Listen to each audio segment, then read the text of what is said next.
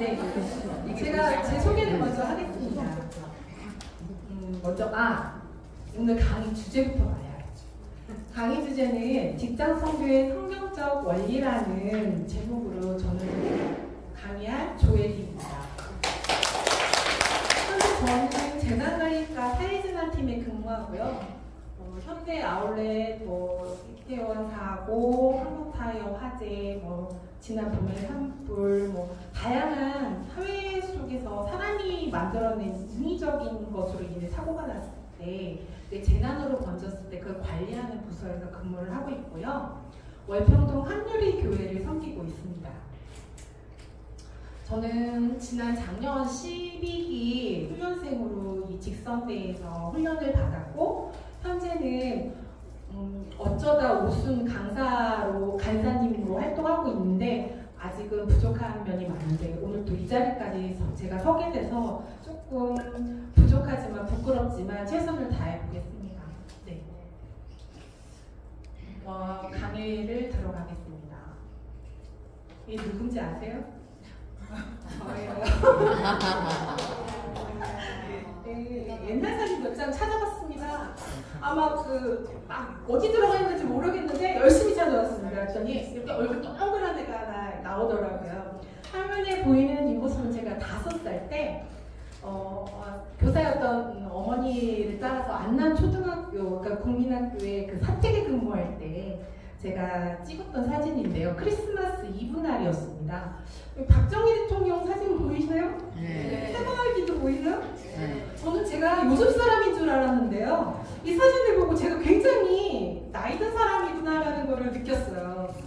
이거는 왜 엄마 아버지한테 물어봤어요. 제가 왜 이런 데서 이러고 있어요? 그랬더니 이제 교회를 다니기 시작했던 뜨거웠던 엄마가 저를 주기도문을 외우게 해가지고 크리스마스 이브 행사로 그 당시 여기 교회가 개척교회라 예배당이 없었대요. 그래서 마을회관을 빌려서 이브 행사를 하느라고 여기서 제가 단상 교탁 위에 올라가서 이렇게 기도를 하는 모습이고요. 그러면 이제 제가 6살 이혼했을 거예요. 저는 나이를 가름할 수가 없어요. 하도 옛날 사진이라 이제 제가 파남동으로 이사를 했어요. 엄마가 옥천으로 이제 출퇴근을 하시니까 파남동에 살 때 파남 장로교회 홍동표 목사님 계실 때 제가 유치부 예배에서 크리스마스 이브에서 사회를 갔던 모습입니다. 그 옆에 남자애가 되게 예뻤어요. 다른 사진 한 장 더 있는데 그때 이 남자애를 꼬셔봤었으면 좋았겠다 싶은 인물이 좋더라고요.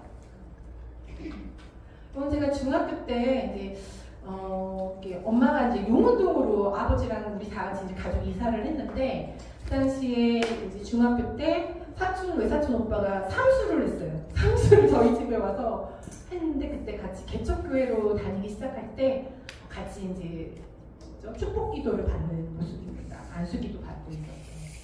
이렇게 저는 왜 제가 이 사진을 보여드렸냐면 제가 참 오래된 사람이라는구나 이것도 저 스스로 느꼈지만 저는 언제부터 제가 예수를 믿었는지 잘 모르겠어요. 몇 살 때부터 믿었을까? 그래서 한번 옛날 사진 찾아봤는데 몇 살 때부터인지는 모르겠어요. 근데 예수를 믿는 게 이제 제가 선택을 제가 한 게 아니잖아요. 어머니가 이렇게 열성적으로 저를 이렇게 몰고 다니시면서 이 교회 다녀라, 저 교회 다녀라 해서 믿었기 때문에 큰 신앙이 없었어요. 근데 예수님을 어릴 적부터 학습이 되는 거가 있어서 예수를 믿어야 되고 그래야 천국에 간다. 이게 엄청 주입식으로 들어있어서 그 바운더리를 벗어날 수는 없었던 것 같아요. 근데 그러던 중 혹시 들어보신지 모르겠지만 총알택시라고 들어보신 적 있으세요? 네. 제가 살던 파남동에는 옥천으로 가는 총알택시가 있었어요. 막 그게 뭐냐 모르시는 요즘 분들을 위해서 제가 좀 설명을 첨삭하면 이게 이제 옥천에 가고 싶은데 빨리 가고 싶어요. 버스를 타려면 시외버스를 타야 되니까 오래 기다려야 되죠. 빨리 가기 위해 사람들이 모여요. 몇 명이 모여서 만차를 딱 만들면 그 택시를 타고 뿅 하고 옥천까지 가는 거죠. 근데 그 택시를 타고 이제 저희 엄마가 제가 고2 겨울방학 때였는데요. 출근을 하셨어요. 일찍 하시는 날이라. 근데 그날 늦으셨나 봐요. 그 택시를 타고 가시다가 그 당시에는 왕복 1차선이었어요. 파산동에서 옥천까지 지금 넓은 6차선, 6차선인가요? 4차선인가요? 왕복 2차선이죠. 지금은 그렇게 넓었지만 옛날 신장로가 있었던 그런 시절이었습니다. 근데 그때 그 차를 타고 가시던 엄마가 그 택시가 중앙선을 침범을 해서 추월을 해서 더 빨리 가려고 하다가 마주오는 버스하고 부딪혔어요. 어땠을까요? 그 택시에 4명이 탔다면 택시 운전사는 살았고 그 옆에 타고 있던 학생도 살았고 근데 뒤에 있던 사람도 살았는데 저희 엄마는 돌아가셨어요. 네. 그때는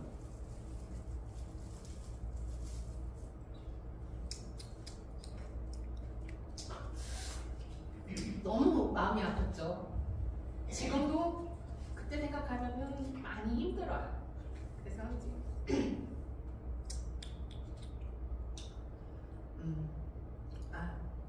죄송합니다.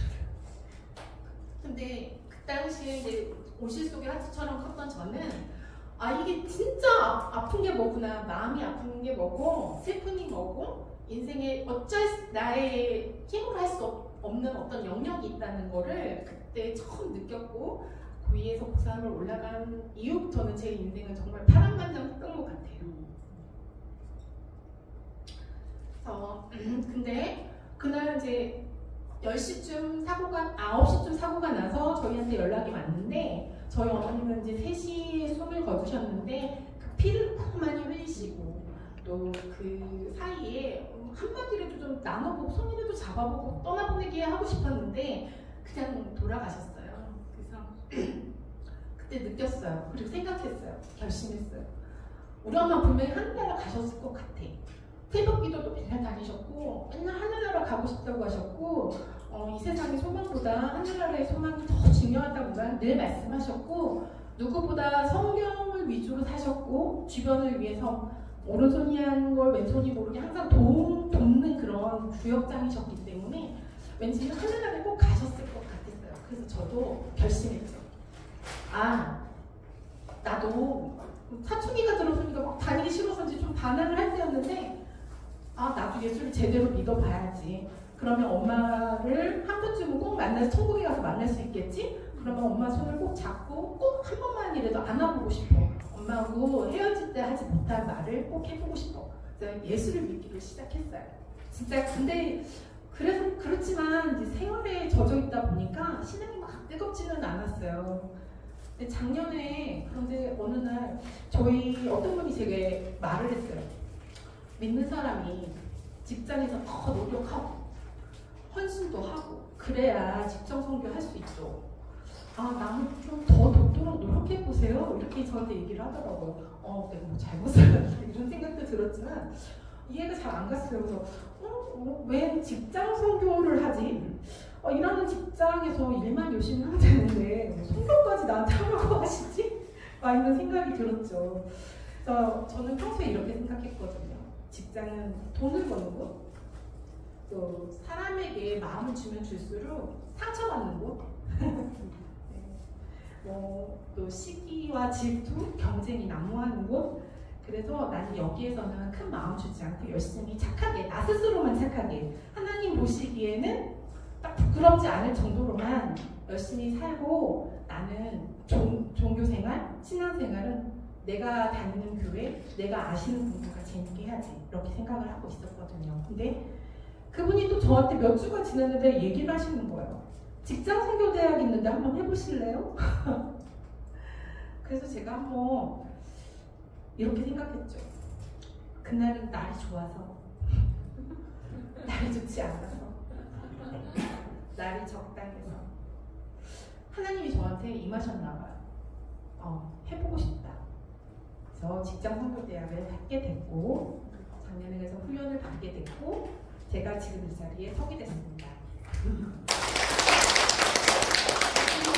들으시면 여러분도 저처럼 선교를 해야 하는 이유가 궁금하신 분들이 계실 거예요.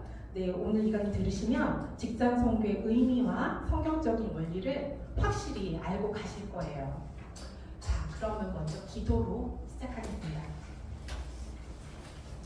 하나님, 우리를 이곳에 모이게 하시고 하나님의 귀한 자녀로 이름 부어주심을 감사드립니다.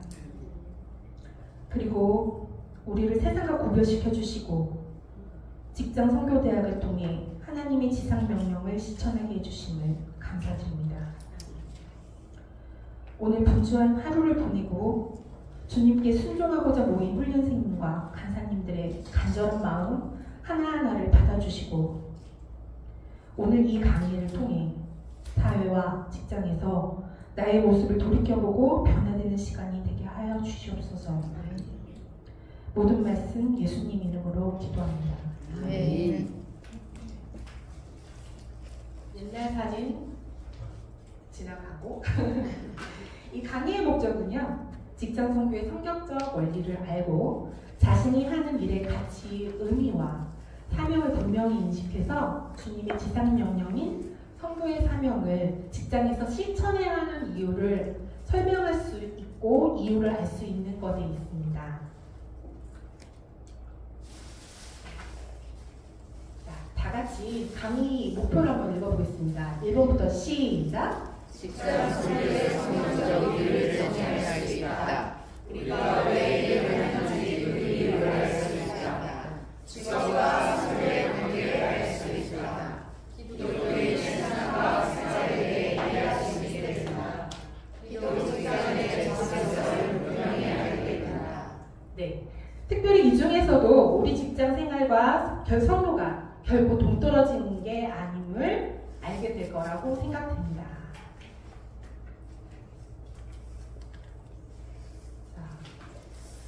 하나님께서는 우리가 이 세상을 살아가는데 아주 중요한 기간 3개를 주셨어요.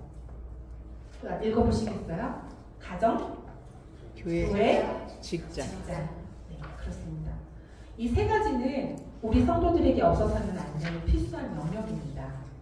하나님께서 우리에게 주신 가정과 교회와 직장이 때로는 짐이 될 수도 있고 이 땅을 살아가는 데는 없어서는 안 될 중요한 축복의 통로고 사명을 감당해야 하는 선교지고 우리를 성숙시키는 교육의 산실이기도 합니다.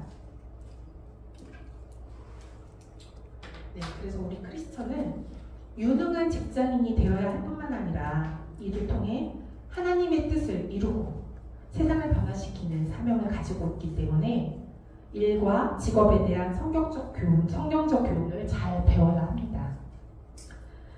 자, 앞에 나와 있는 글씨가 좀 잘 안 보이실 수도 있는데요. 다 같이 한번 읽어보겠습니다. 다 같이 시작! 직장 선교는 직장에서 일하라는 명령과 선교하라는 명령을 성취하는 것을 말한다. 하나님께서는 일하라고 명령하셨고 예수님은 너희는 온 천하에 다니며 만민에게 복음을 전파하라고 명령하셨다. 직장은 우리의 일터면서 또한 성교의 현장이다. 네, 수고하셨습니다. 네, 이것은 오늘 말씀의 핵심입니다. 직장은 우리의 일터면서 또한 성교의 현장입니다. 1960년대에 들어와서 경제 개발이 본격적으로 추진되면서 우리나라는 전통적인 농업사회에서 산업사회로 빠르게 바뀌어갔죠. 1960년대 이후 경제적으로 어려움을 겪고 있던 농촌 사람들은 일자리를 찾아 대도시나 신흥산업도시로 나갔습니다. 화면에서 보면 전체 인구 중에 도시에 거주하는 비율은 2018년도에 80%를 넘어섰죠. 매우 높은 수치를 보이고 있습니다. 현재 우리는 챗 GPT로 보고서를 만들고 휴대전화를 이용해서 어디서나 어디 가지 않고 인터넷으로 뱅킹을 하고 집 밖에서도 휴대전화로 가전제품을 가동시키고 막 인터넷으로 물건을 막 배송시키고 정말 이런 모든 일이 가능한 정보화의 시대를 살고 있죠. 또 남자와 여자의 구분도 없습니다. 일자리를 찾아서 서로 경제활동을 다 하고 여기 계신 분들도 많은 분들이 직장에서 근무를 하고 계시죠. 그래서 하루의 대부분을 우리는 동료들과 함께 보내고 있어요. 이것은 선교적 관점에서 보면 교회는 그 지역에 보냄을 받은 하나님의 공동체고 해외 선교사를 파송하는 것만이 선교가 아니고 선교는 교회가 파송한 우리가 지역사회에 우선적으로 먼저 감당해야 하는 일로 파악이 됩니다. 우리가 삶 속에서 형성된 네트워크와 만남 그 자체를 교회가 되도록 해야 합니다. 그리고 그리스도인 개인들은 자신에게 주어진 직장, 가정, 이웃 속에서 파송된 선교사로서의 정체성을 가지고 살아야 합니다. 두 번째로 우리는 왜 일을 해야 되는지 알아보겠습니다. 우리 그리스도인은 일을 해야 하는 올바른 동기를 알아야 하는데 특히 다음 몇 가지는 매우 중요합니다. 첫 번째로 일은 하나님이 주신 명령이기 때문입니다.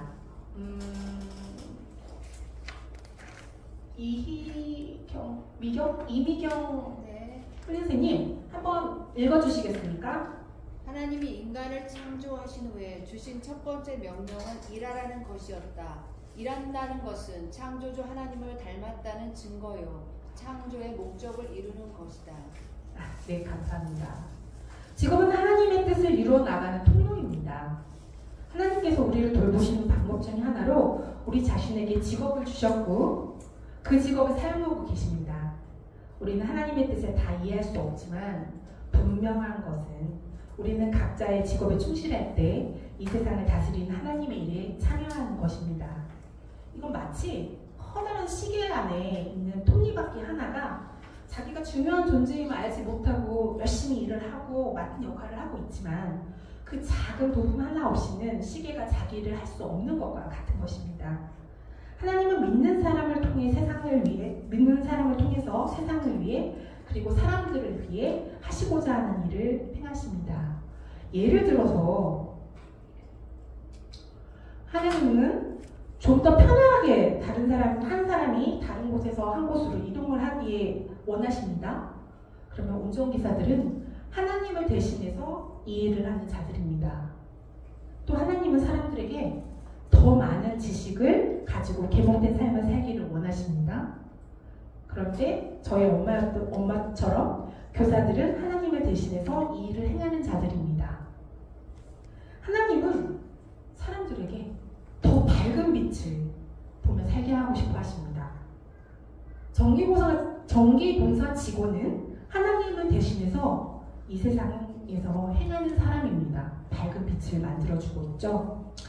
따라서 우리 그리스도인은 어떤 직장에서든지 하나님을 대신하여 일하는 소명자들인 것입니다.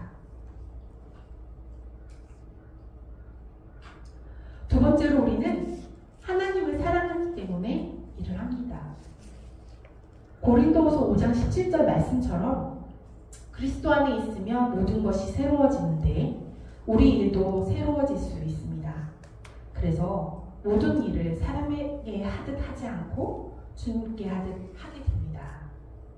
우리나라는 경제발전과 함께 사회의 악에 거대한 구조화가 되었고요.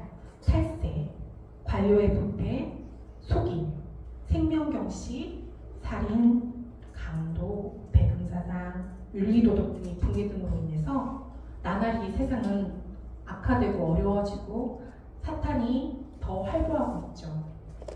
이런 사회 구조학의 문제는 교회의 개입도 한계가 있기 때문에요. 유일한 방법은 직업을 통하는 것입니다.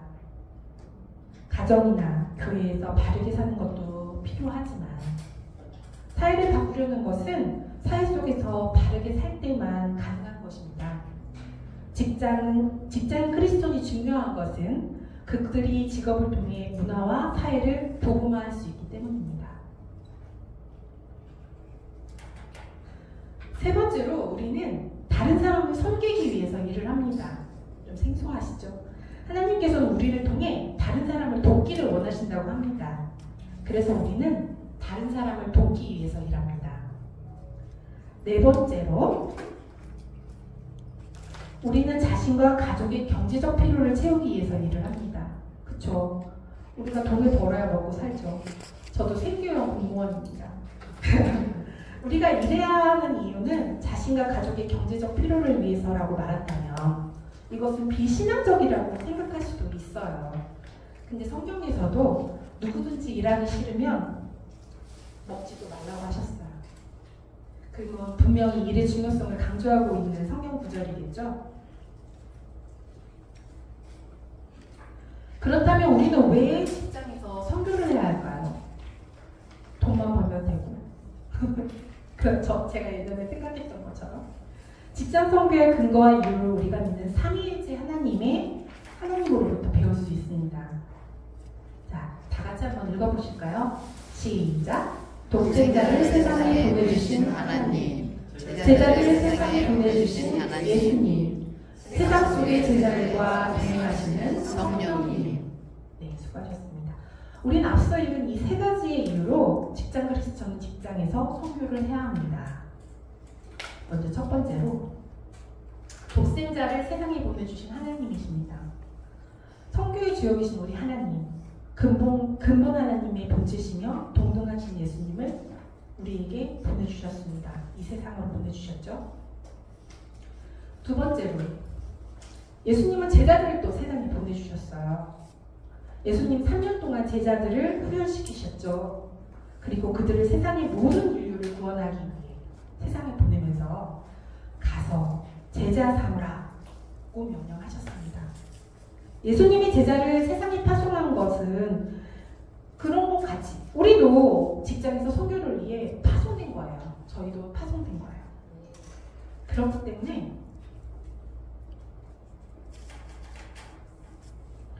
복음이 예수님으로부터 제자들을 거쳐 우리에게도 전해진 것처럼 지상명령을 성취하기 위해서 직장으로 파송된 우리도 직장 속에 충성된 사람을 찾아 제자 삼는 일을 마땅히 해야 합니다. 지상명령이잖아요. 세 번째로 세상 속의 제자들과 동행하시는 성령님입니다.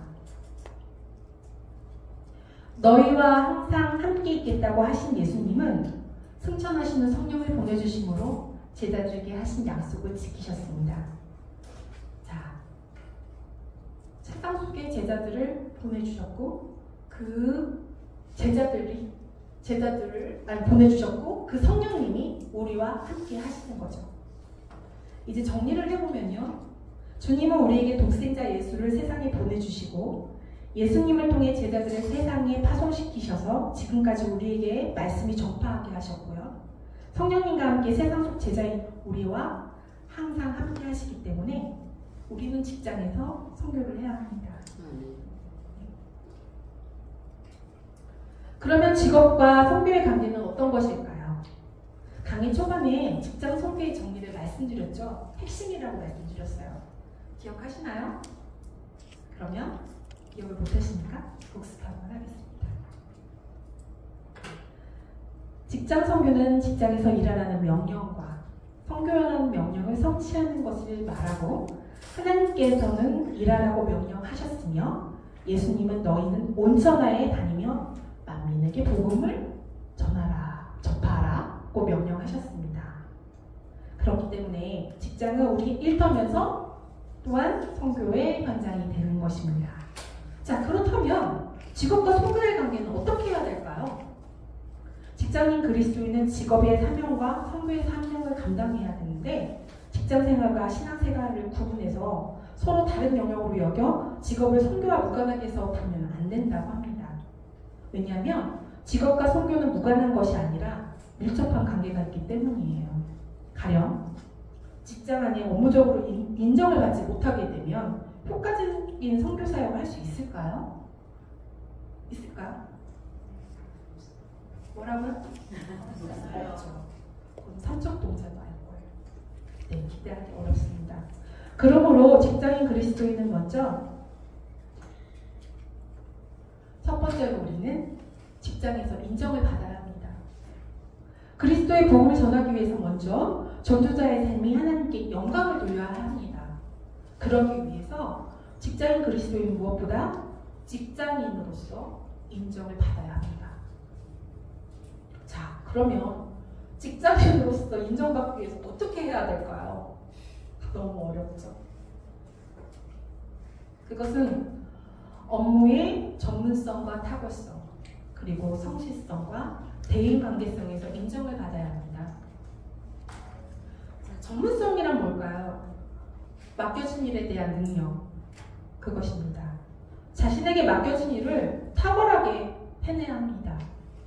맡겨진 일을 제대로 하지 못할 때 직장인은 인정받기 어렵습니다.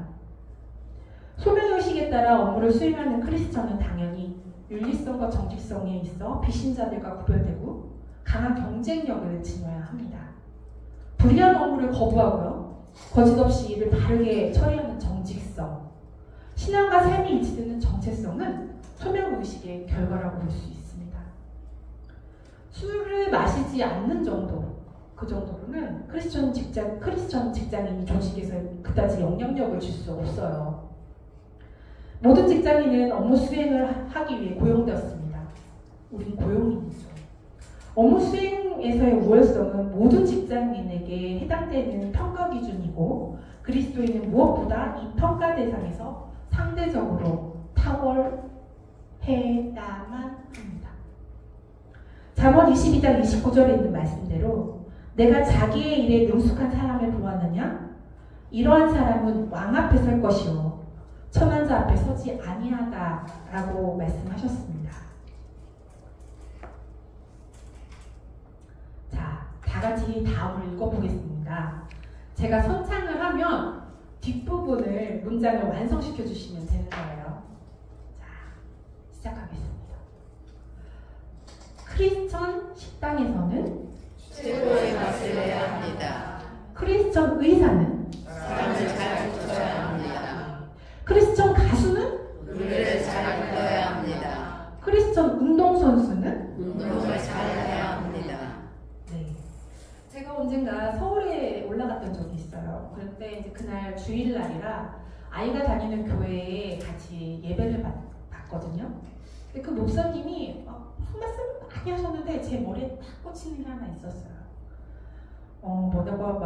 뭐라고 말씀하셨냐면 목사님이 막 신방을 다니시면 진짜 서울이니까 얼마나 신도가 많겠어요. 그리고 그 교회가 막 몇 부 예배를 보는 곳이더라고요. 엄청 큰 교회였어요. 그렇게 커피를 파시는 커피 전문점 운영하시는 성도들이 많으시대요. 여기도 저도 퇴직하면 커피점 한번 했으면 하겠다는 로망이 있을 정도로 모든 사람들이 커피숍을 좋아하시죠. 그리고 커피 마시는 걸 좋아합니다. 근데 그때 목사님 이렇게 말씀하셨어요. 우리 성도가 하는 그 커피숍에는 그 커피가 세상 어디 커피보다 맛있었으면 좋겠어 라고 생각하신대요. 그리고 기도하신대요. 아마 그 목사님이 그날 설교에서 그 직장인 크리스천인의 전문성을 말씀하셨던 것 같습니다. 제일 맛있게 만들어야 하는 거죠. 그게 그분은 직업이지만 그것으로 또 어떤 그 탁월성으로 인해서 영향력을 미칠 수 있는 거예요. 다니엘은 맡은 직무에 충성하여 흠을 찾지 못했다고 해요. 그래서 그를 시기하는 총리들과 방백들이 국사에 대하여 그를 고소할 근거를 찾았는데 결국 아무것도 발견하지 못했다고 합니다. 이런 다니엘이 직무에 있어서 전문성을 갖고 충성을 다하여 완벽하게 맡은 일을 처리했음을 보여주는 거죠. 그는 오늘날 직장 선교에 귀감이 됩니다. 옛날 분인데도 귀감이 되죠. 직장 선교를 하려면 무엇보다 자신이 맡은 업무의 전문가가 되어 충성스럽게 일해야 합니다. 직장에서는 직장 업무가 우선입니다. 적어도 근무 시간만큼 직장의 일에 최선을 다하셔야 합니다. 맡은 일의 전문가가 되기 위해서 늘 연구하는 자세로 배워야 하고 직장 교육, 훈련에도 참여하셔야 하는 거죠. 직장 업무를 제대로 하지 않으면서 선교한다. 직장 선교, 전문가의 전도의 물을 오히려 가로막는 행동입니다. 근무 시간에 열심히 직장 일을 하여 그 누구도 직장 업무로 인해서 책을 잡지 않도록 우리는 근면과 성실함으로 노력해야 할 것입니다. 자, 그러면 두 번째로 성실성으로 직장인은 인정을 받아야 합니다. 자, 마태복음 25장에 어떤 이야기가 있냐면요.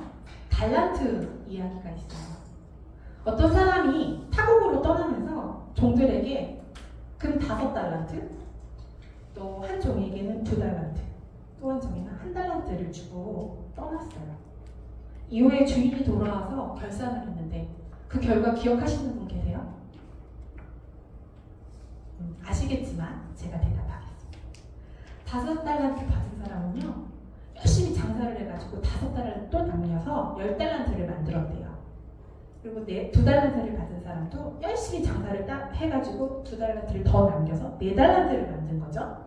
곱하기 2. 근데 한 달란트 받은 사람은 되게 소심했나 봐요. 땅에 묻었대요. 그래서 이제 오셔서 주인이 자, 한번 갖고 와봐 했어요. 우리 같으면 아유 뭐 남기든 안 남기든 주인이 뭐 손대볼 것도 없고 뭐가 문제야 싶죠. 근데 주인이 뭐라고 말했을까요? 주인은 5달란트하고 2달란트를 받은 종에게 착하고 충성된 종아, 내가 작은 것에 충성하였으니 내가 너에게 많은 것을 맡기리니 네 주인의 즐거움에 함께 참여하여라 라고 말했습니다. 그러나 아무 일도 하지 않고 노력하지 않은 한 달란트 받은 종은 손해보게 한 것도 없는데 뭐라고 하셨는지 아세요? 악하고 게으른 종아. 예, 빙고 말씀하셨습니다. 이건 모든 크리스천이 다 탁월하고 뭐 그러라는 건 아니에요. 다 그럴 수는 없어요. 그러나 자신이 맡은 일에 최선을 다할 수는 있어야 합니다. 그죠? 나에게 맡겨진 일이 있는데 나 하기가 싫어. 근데 제 뒤에서도 그런 얘기가 들려요. 저 사람 예수 믿는데 뭐 맡기면 상반기가 다 지나갔어. 하반기가 다 돼갔는데도 안 해. 들려요. 그럼 저는 부끄럽습니다. 세 번째로 대인관계에서 인정을 받아야 합니다. 바울은 로마에 있는 성도들에게 편지하며 할 수 있거든 너희로서는 모든 사람과 더불어 화목하라고 했습니다. 물론 신앙의 문제로 인간관계에 갈등은 있을 수 있어요. 그런 경우 외에는 가능한 사람들과 좋은 관계를 가져야 합니다. 때때로 경건하게 살겠다고 해서 직장 동료들과 거리를 두고 사는 사람들 볼 수 있죠. 네, 그러나 그런 태도는 불신자들과 접촉점을 찾을 수 없게 되고요. 그렇게 되면 복음을 전할 기회조차 잃게 됩니다. 이런 사람들에 대해서 사도 바울은 이 말은 이 세상에 음행하는 자들이나 탐하는 자들이나 속여 빼앗는 자들이나 우상 숭배하는 자들을 도무지 사귀지 말라는 것이 아니니 만일 그리하려면 너희가 세상 밖으로 나가야 할 것이라고 했습니다.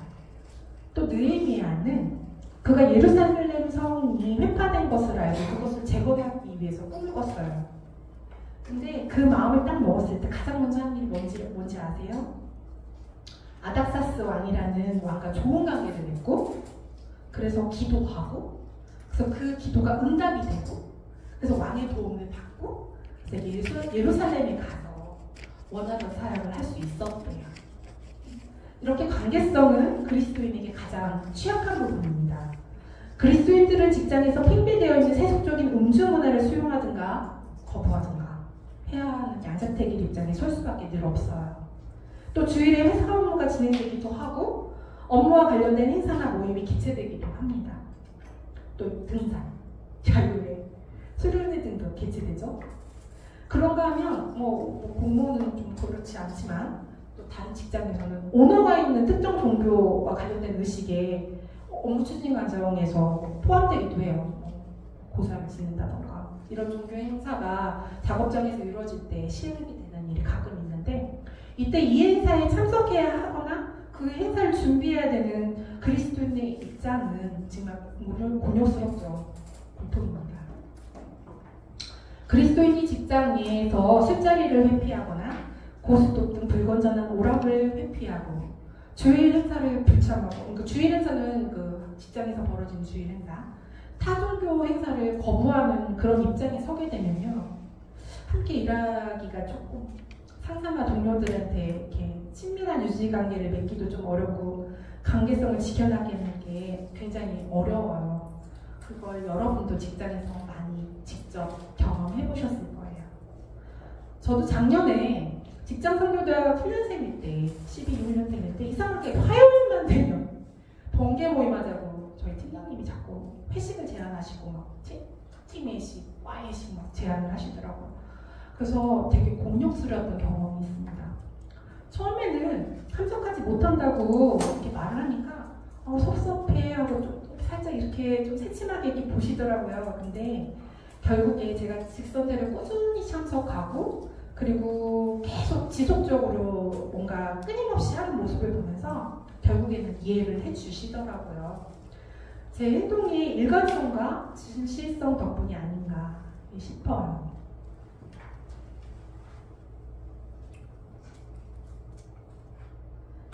우리 직장 그리스도인은 신앙으로서도 인정받아야 합니다. 직장 1번과 2번과 3번을 우리 다 같이 한번 읽어보겠습니다. 시작! 직장인으로 인정받는 것은 전도하기 위한 충분 조건이라면 신앙인으로 인정받는 것은 전도하기 위한 필수 조건이다. 신앙인으로서 경건 생활을 제대로 못하게 되면 전도자로서의 권리를 잃게 되기 쉽다. 다니엘은 왕의 포도주와 진미를 거절하는 것으로 하나님의 백성으로서 구별됨을 확실히 했다. 네, 그렇습니다. 다니엘은요, 왕의 포도주와 진미를 거절하는 것으로 하나님의 백성으로서 구별됨을 확실히 했다고 합니다. 그것 때문에 위험한 고비를 겪기도 했어요. 그러나 오히려 그것으로 신앙인으로서 정체성은 분명해졌습니다. 나중에 나이가 들어서 역시 시기하는 사람들의 모함으로 인해서 사자굴 속에 들어갔을 때도요. 그는 지속적으로 기도 생활을 함으로써 자신이 하나님의 사람임을 분명히 했다고 합니다. 목숨을 유지하기 위해서 신앙적인 타협을 하지 않았기 때문에 생명의 위협을 당하기는 했고 너무나 무서웠겠지만 결국 다리오 왕에게 살아계신 하나님을 전하는 계기를 마련할 수 있었습니다. 신앙인으로 정체성을 분명히 하는 것은 전도의 열매를 맺게 하는 것입니다. 그저 사람들과 잘 어울리는 것이 좋을 것 같아서 신앙인으로서 경건한 생활을 제대로 하지 못하게 되면 전도자로서의 권위를 잃게 되기 쉽습니다. 사람들은 죄악의 길로 갈 때 이런저런 말로 유혹을 하는데요. 일단 유혹이 한번 탁 넘어가면 신앙인으로서 권위를 잃게 됩니다. 그러면 전도의 열매를 맺기가 어렵겠죠. 그리스도 직장인이 신앙과 현실 생활을 분리한 나머지 현실 문제를 외면할 경우에는 직장 문화, 현실과 동떨어지거나 관계성을 상실하기 때문에 무기력해질 수밖에 없습니다. 부뚜막에 소금도 집어넣어야 짜다 하는 말 들어보셨죠? 필요한 곳에 존재하지 않는 소금과 같아집니다. 근데 반대로 크리스천 직장인이 현실과 적당히 타협하고 세속화 된다면 관계성은 강화된다 할지도 모르겠죠. 근데 조직 문화에 영향을 미칠 정체성은 상실하게 된다. 우리는 그리스도인인데 그리스도인이 더 이상 아닌 거죠. 즉 함량 미달의 소금이 되는 것입니다. 그렇기 때문에 크리스천 직장인은 정체성, 업무 수행성, 관계성에서 높은 경쟁력을 지니므로 조직에서 영향력을 확보해야 조직 문화를 변혁시켜 나갈 수 있습니다. 자, 정체성은 있는데 무능하다든지 능력은 있는데 너무 막 어우렁더렁해서 정체성이 없다면 직장의 문화에 영향을 미치지 못하게 되죠. 이미 조직 내에서 나름대로 정체성 있는 영향력을 확보하고 있는 크리스천의 분발이 많이 요구됩니다. 조직의 책임자들은 정체성을 입은 젊은 크리스천 직장인에게 좋은 모델이 될 수 있고요. 지표가 될 겁니다. 자, 이런 점에서 조직의 리더급 크리스천들은 보다 책임감 있고 솔선수범이 돼야 할 것입니다. 최근에 공로연수 가신 어떤 리더가 계십니다. 그분은 본인이 늘 크리스천임을 밝히셨어요. 모든 직장인들에게. 그리고 교인 직원들에게는 성우의 예배 가자고 늘 아침부터 쪽지를 보내셨죠. 그리고 술을 전혀 안 드시는데 회식 자리에서 제로콜라, 그리고 주스, 그분이 이제 당이 좀 있으셨거든요. 그래서 제로콜라 드시고 주스 드시면서 회식도 꼭 참석하셔서 끝까지. 근데 작년 겨울에 보니까 제가 이제 직장 선교대에서 발표한다고 해서 제가 하루 대신해서 노래를 부르러 갔었는데요. 거기에도 같이 참석하시더라고요. 그래서 늘 권위의식이 없으시고 또 편직원 크리스천들과 늘 함께 어울리시는 그 모습이 그분은 진짜 모범적인 크리스천 리더급 크리스천이 아닌가 하는 생각을 늘 했었던 것 같아요. 지금도 하고 있습니다.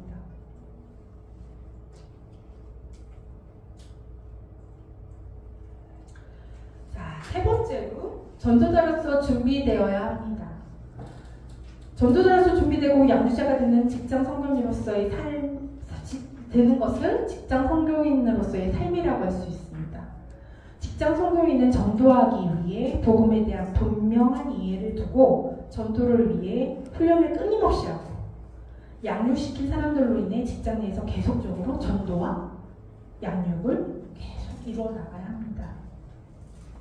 예수님도 제자들을 양육했기 때문에 승천하신 후에 제자들을 통해 복음이 전파됐고요.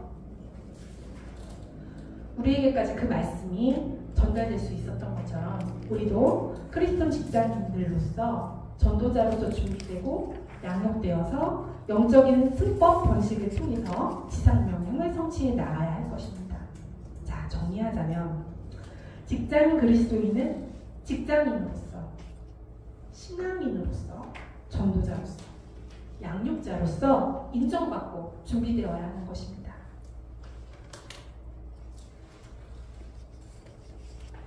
그럼 이제부터 세 번째로 기독교인의 신앙과 생활을 어떻게 해야 하는지 확인해 보겠습니다. 한국교회 성도들은요, 신앙의 열정이 주로 예배나 기도, 전도와 같은 종교적인 행동으로 표현을 하고 있죠. 많은 성도들이 보이시는 거죠, 왼쪽. 목회자와 평신도, 주일과 평일, 교회와 세상을 구분해서 나눠서 이론적 사고방식으로 살고 있습니다. 그래서 목회자와 주일과 교회는 거룩하고 평신도와 평일과 세상을 과소평가되고 의미 없게 인식되어 왔어요. 그 결과 성도들의 일상적인 삶이나 가치관은 믿지 않는 사람들과 별로 구별되지 않는 경우가 많았습니다. 종교적으로는 세상과 구별되는데 일상의 생활에서는 다른 것이 거의 없는 거죠. 자, 그러면 기독교인의 신앙생활 영역은 어떻게 해야 될까요? 짜잔. 네, 우리는 교회 내에서 봉사, 전도, 헌금 등 종교활동이 개인의 경건 생활로 생각되는 경향이 있죠. 그러나 개인의 일상생활은 기독교 신앙의 범주에 들어가지 못하고 그저 성도들이 자신이 알아서 하는 삶의 범주로 여기고 있어요. 그러나 기억해야 하는 게 있어요. 기독교 신앙은 생활신앙입니다. 생활신앙. 생활신앙이란 신앙과 생활과 신앙이 분리되지 않는 신앙을 말합니다. 결국 기독교 신앙은 보이시는 것처럼 가정, 직장, 사회, 문화 이 모든 삶의 영역에서 포함되고 있어야 해요. 만약에 지금까지 세상 일을 하느라고 시간을 너무 열심히 보내고 승진하려고 내가 너무 힘들었고 돈 벌어서 우리 애들 먹여 살리느라고 그동안 내가 아무 세상 일만 너무 했어. 남은 생에는 주님의 일만 열심히 하면 이제 천국 갈 거야. 이렇게 말하는 사람이 있다고 한다면요. 그것은 교회 봉사나 기독교적인 활동만 주의 일로 여겨서 지금까지 해왔던 직장인을 세상 일로 생각했기 때문이에요. 또 성도들이 예배나 기도, 봉사는 신앙의 종교적인 면이고 평일의 세상에서 삶은 신앙의 일상적인 면이라고도 생각을 해요.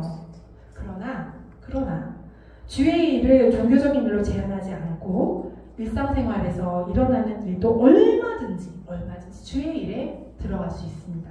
그래서 큰 테두리 보이시죠? 기독인의 생활 영역은 개인의 경건 생활이라고 생각하는 이런 봉사, 전도, 헌금도 맞지만 더하기 가정과 직장과 사회와 문화와 이런 개인적인 일상생활도 기독교인의 생활 영역에 들어갑니다.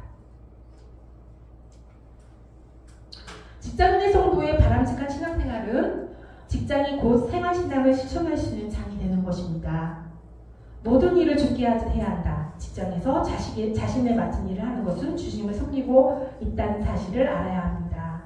그리고 술, 담배를 하지 않고 조율 성수를 하는 것과 같이 직장에서 윤리적인 차원에서 하는 일들도 신앙생활로, 신앙 양심에 거리낌이 없어야 합니다. 세상의 정치, 경제, 사회, 교육, 문화 새롭게 변화시키는 것들은 성도의 윤리적 도덕성과 직결되는 문제입니다. 우리는 지금까지 성경의 직장 선교의 의미와 우리가 왜 직장에서 선교를 해야 하고 또 왜 직장과 선교의 관계, 기독 직장인의 신앙과 생활에 대해 그동안 알아봤는데요. 자, 그럼 이제 마지막으로 기독 직장인의 정체성이 무엇인지 알아보겠습니다. 자, 교회란 뭘까요? 오창훈 선생님, 교회 뭐죠? 예수 그리스도를 믿는 성도들의 모임. 네, 예.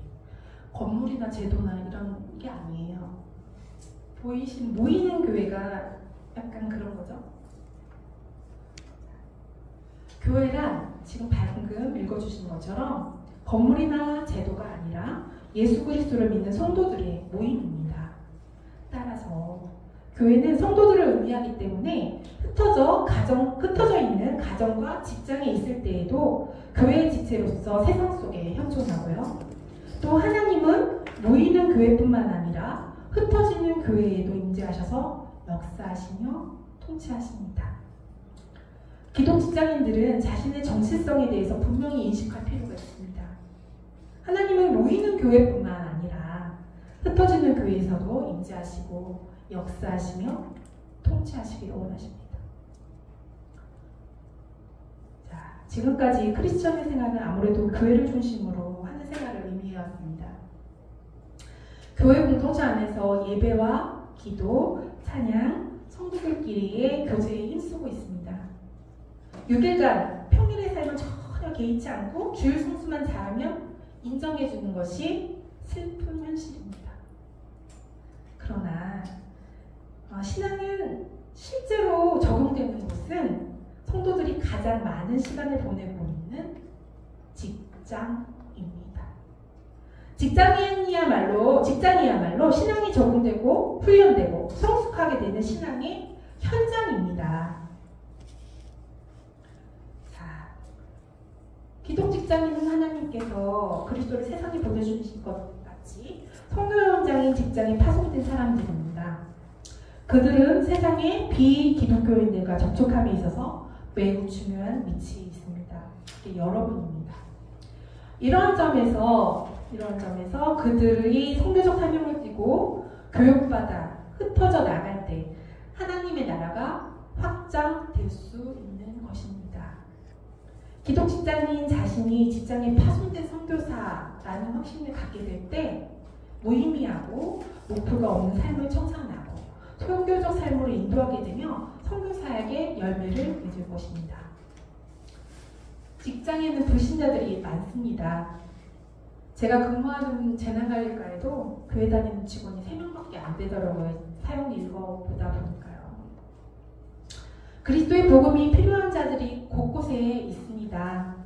그리스도의 사랑을 깊이 체험하는 자들, 그리스도의 구원을 기뻐하는 자들은 이 감격과 기쁨을 직장에 있는 사람들에게 전달하여 그들에게 그리스도의 복음의 기적이 나타나게 해야 합니다. 교회는 하나님의 나라가 이 땅에 임하도록 세우신 선교의 거점이요, 직장은 실제 복음을 전하는 일선 전투장이라고 할 수 있습니다. 에밀 브루너는 불이 탐으로 존재하듯이 교회는 선교함으로써 존재한다고 했습니다.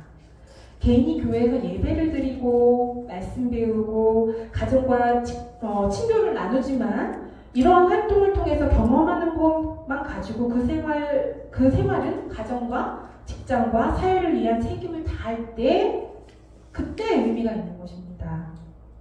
교회는 하나님께서 이 땅을 하나님의 나라로 변형시키기 위해 세우신 선교의 거점이요, 직장은 그 선교의 거점에 파송된 복음의 전사들이 실제 복음을 전하는 일선 전투장이라고 할 수 있습니다. 왜냐하면 무료, 명예욕 그런 것들이 공격 난무하는 최대의 공방전이 벌어지는 격전지기 때문이에요. 일선은 하나님 중심의 삶과 세상 중심의 삶이 날마다 순간마다 경쟁을 막 하는 곳입니다. 그리고 직장에는 인권관계, 여자관계, 재물관계, 승진, 정보관계에서 진짜 많은 유혹들이 있어요. 이를 성령 말씀에 근거하여 단호하게 끊어내야 합니다. 우리 마음이 우리를 책망할 것이 없으면 하나님 앞에서 담대함을 얻지만 우리가 마음에 책망할 것이 있으면 담대함을 잃고 침륜에 빠지게 되어 직장 선교와는 멀어지게 됩니다. 그리고 한 번의 과오라도 있으면요, 그 꼬리표가 퇴직할 때까지 따라다녀요. 그러면 직장 선교 못합니다. 어렵습니다. 은혜가 되겠어요? 무슨 일을 하든지 마음을 다하여 죽게 하듯 하시고 사람에게 하고 사람들에게 하지 않아야 한다는 말씀처럼요. 우리는 하나님의 부르심을 받고 이 직장에 와서 일하고 이에 대한 상급도 하나님으로부터 받을 겁니다. 우리는 세상에 속한 자가 아니에요. 세상 것을 보고 추구하고 내가 이 사람보다 뒤떨어졌어, 이 사람보다 내가 부족해 경쟁하면 그거는 옳지 않아요. 하나님이 상급을 주실 겁니다.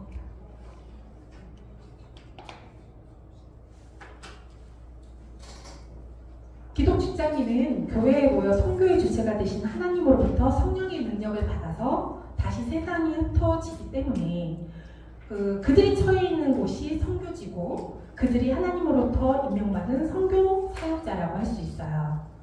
위대한 하나님의 일꾼을 철저하게 소명을 자극하는 사람들인 거예요. 요셉 아시죠? 팔려간 요셉, 형들한테 팔려간 요셉, 사랑받는 막내 아들. 나를 이리로 보낸 자는 당신이 아니라 하나님이시라고 말하며 자신이 애국 땅에 온 것은 표면적으로 보이는 것 형들의 시기심 때문이 아니라 표면적으로 보이는 형들의 시기심 때문이 아니고 이 이면에 있는 하나님의 부르심 때문이라고 요셉은 분명히 고백을 했습니다. 자기를 통하여 하나님의 뜻을 이루는 원대한 계획이 있음을 믿었기 때문이죠. 그래서 요셉은 형제들의 생명을 나중에 보호하고 보존하고 그들의 후손을 세상에 두려고 형제들을 앞서 보냈다라고 말했어요. 본인이. 모세와 바울도, 성경에 있는 모세와 바울도 소명을 받은 것은 마찬가지였다고 해요. 자, 이 직장에 내가 온 것은 나의 계획과 목적을 이루기 위해 온 것이 아니고요. 하나님의 섭리 가운데 부르심을 받아오게 되었다는 소명의식을 철저히 하고 깨우쳐야 합니다. 자, 직장 선교는 험난하고 좁은 길입니다. 사장님, 전에서 빌려서 어려우셨죠? 부끄럽고 내가 좀 바르게 못 살아서 이 사람이 혹시 나를 이상하게 보지 않을까라는 생각도 저는 들었거든요. 이 길을 가기 위해 내가 이 직장에 온 것은 내 생각이나 사이의 권유나 저절로 오게 된 게 아니고요. 하나님의 특별하신 부르심이 있어 왔다는 것을 우리는 깨달아야 합니다. 그간 한국교회가 제자훈련을 통해서 성장에 큰 몫을 했어요. 그러나 이제는 배우는 자로서의 제자가 아니고 보냄을 받은 자로서 사도가 되도록 훈련을 받아야 한다고 해요. 성경이 말하는 제자라는 문자 그대로 배우는 자고 사도는 보냄을 받은 자로 헬라의 세계에서는 전권 대사를 의미한다고 해요. 이런 의미에서 볼 때는 예수님은 많은 제자를 택하셔서 가르치셨고 그 가운데 딱 12를 따로 택해서 보내셨어요. 이제 한국교회에서 훈련을 받은 성도들도 제자에서 사도로 전환이 되어야 하고 세상으로 보냄을 받은 자가 많아야 합니다. 한국교회는 주일이면 교회마다 많은 교인들이 교회를 가득 채우고요. 근데 세상 속에서 그리스도인은 잘 발견되지 않죠. 교회 안에는 좋은 그리스도인이 참 많습니다. 그러나 교회 밖에는 없다는 뜻이죠. 이제 한국교회는 교회 안에 배우는 자가 아닌 교회 밖으로 보내심을 받은 자, 사도가 많아져야 합니다. 한국교회는 교회 내 그리스도인뿐만 아니라 좋은 사회인을 많이 배출해야 하는 과제를 안고 있습니다. 그러므로 교회는 제자훈련에 한 걸음 더 나아가 사도훈련으로 전환되어야 교회의 삶의 자리인 사회를 위한 교회가 될 것이고 비로소 사회가 교회를 요청하게 될 것입니다. 기독 직장인은 선교사라는 인식과 함께 그 사명을 다하기 위해 준비하고 훈련해야 하는 것이 반드시 필요합니다.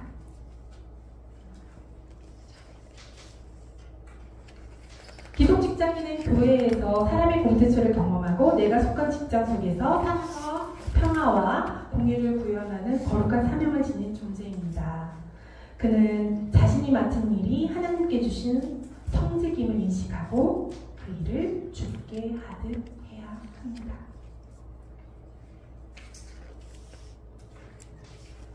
한 직장은 하나님께서 주신 목장과 같습니다. 왜냐하면 직장에는 병든 자, 도움이 필요한 자, 마음에 상처받고 위로받고 싶은 사람들이 많기 때문입니다. 기독 직장인은 그를 위로하며 치료하며 도와주며 섬기며 그렇게 하도록 부르심을 받은 오병자입니다. 이것이 그리스도인의 섬김입니다. 디아코니아, 섬김, 봉사, 삶입니다.